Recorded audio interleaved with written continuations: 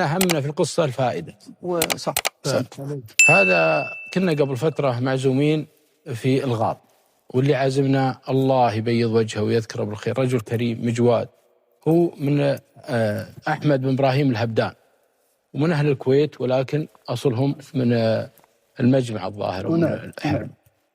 وأحمد إبراهيم الهبدان هذا رجل تاجر كبير ومن أهل الكويت، وعندهم خير كثير، وربي نافع فيهم العباد والبلاد في كل الأمور ما شاء الله تبارك. عزمنا على الغداء، وكان معنا نخبة من الرجال شروا الحاضرين شروا المستمعين، شرواك الطيب.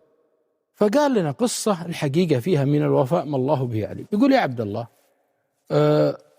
اللي ذكر القصة أعتذر، شو اسمه، عبد العزيز ولده، القصة على أحمد بن إبراهيم الهبدان.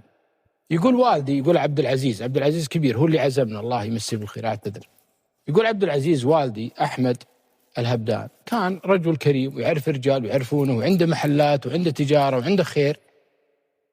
وقال لي رسالة معينة، قال يا ولدي ترى الناس واجد، أصحابك اللي واحد واجد، لكن دائما بيبقى منهم واحد أو اثنين هذيل المرجع. فأنا يا ولدي لو صار لي أي أمر من الأمور، عندك محمود بن جاسم الدبوس، والثاني قال الثاني محمد أحمد الراشد، لو صار لي أي شيء من أمور الدنيا توجه لها الاثنين. محمد أحمد الراشد، محمد أحمد الراشد، كلها اثنين أصدقاء للأبو إبراهيم. فقال لو صار لي شيء من أمور الدنيا توجه لها الاثنين. قلت الله يطول عمرك يا أبوي. قال لا ضروري أعلمك، لأن هذا ما بيني وبينهم والله يا ولدي إلا كل خير، لا أخذت منهم ولا أخذوا مني، بس أنا متفرس في الرجاجيل وعارف أنهم كفوا إذا احتجتم. يقول خدت رسالة أبوي حطيتها يعني في عقلي ومشيت الأمور. أبوي باني مركز من أكبر مراكز التجارية عام 1404 هجري في منطقة يسمونها أبو حليفة. أبو حليفة هذه منطقة كبيرة جدا وجديدة، وباني فيها مجمع وماخذ عليها قرض من بيت التمويل، والقرض هذا ماشي، ومشت العمارة ووصلت إلى أمور جميلة، يعني الظاهر باقي عليها يعني شيء بسيط. وكان بيت التمويل يعطيه كل فترة 500,000 دينار على أساس قرض، والوالد عنده تجارة. بس مرض أبوي في هذا العام اللي هي يوم بقى على العمارة فترة وتنتهي. يقول يوم مرض التهينا فيه، الله يغفر له ويرحمه، توفي. صلينا عليه وقعدنا فترة، يوم خذنا وتجينا الشركات اللي ماسكة المشروع حال قسط لها اللي هو 500,000 دينار. فيقول رحت لبيت التمويل على أساس أنهم ماشي، قالوا لا الحين يبي لكم حصر ورث وعندكم إجراءات طويلة والكلام هذا. أنا يقول ورثي، نصيبي أنا من ورث أبوي يغطي أشياء كثيرة. حاولت في بيت التمويل، حاولت حتى أسقط في يدي. الشركة بدأت توجه لي أنها بتتقدم بشكوى ضدنا على أساس أن العمارة هذه يعني تتوقف ويأخذون فيها.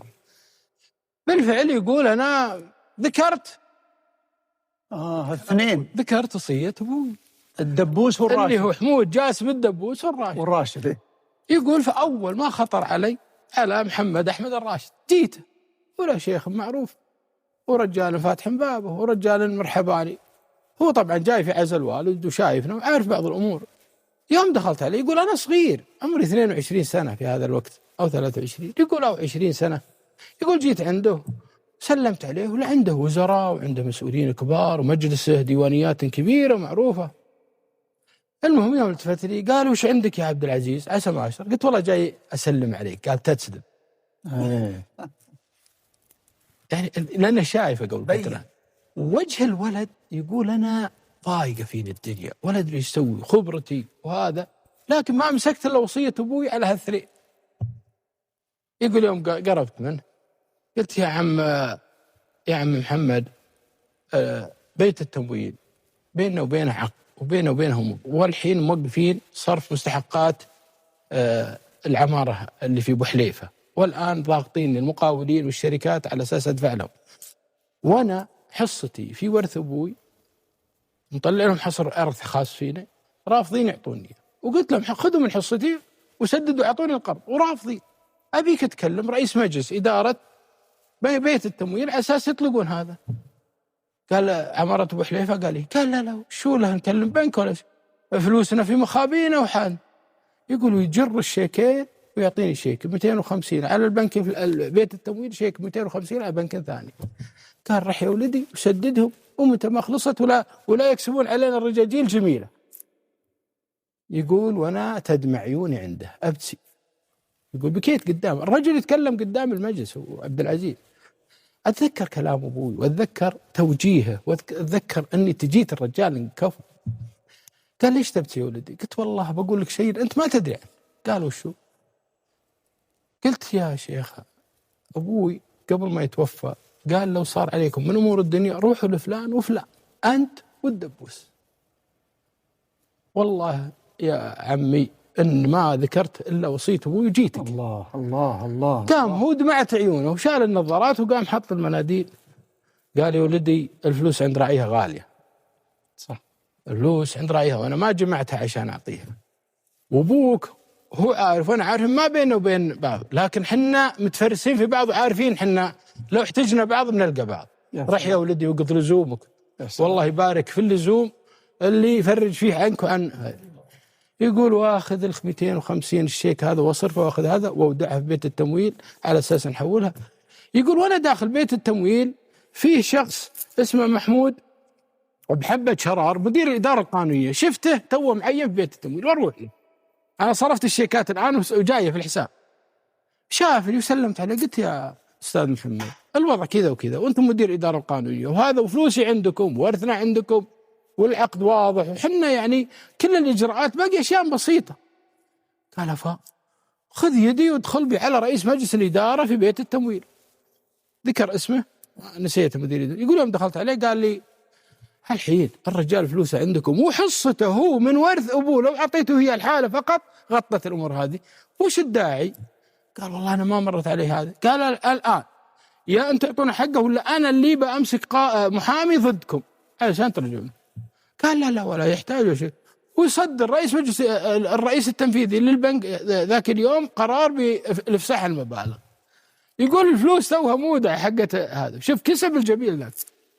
يقول ويعطوني شيك للمقاول وادفعه واخذ الفلوس الشيكين اللي انا صرفتهم وارجعها ثاني مره بشيك مصدق واجي.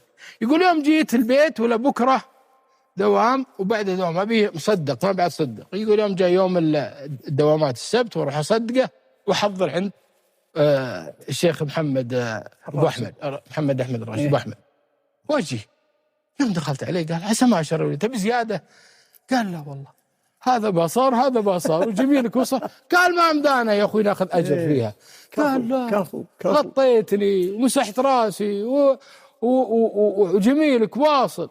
وانا استذكر في كلام ابوي يوم قال رحله شو اسمه لك ولا للدبوس. يقولوا واعطيه فلوسه ونبني المشروع هذا بشركم والحمد والشكر لله واروح ايضا للدبوس واسلم عليه مع اني ما احتجته. قم الدبوس يقول يوم جيت وسلمت عليه وشافني ازاورهم الاثنين كل فتره ويجيب عياله ينادي عياله الكبار هو كبير الدبوس. قال هالرجال ابوه رجل من اطيب اهل الكويت ونحتاج شيء ولا هذا وصيتكم بعد ما موتكم تخدمونه في اي شيء يبيه. عبد العزيز هذا ولد رجال كفو وهو كفو. فيقول حتى هذا انا ما طلبته بس شوف شلون يوصي عياله علي.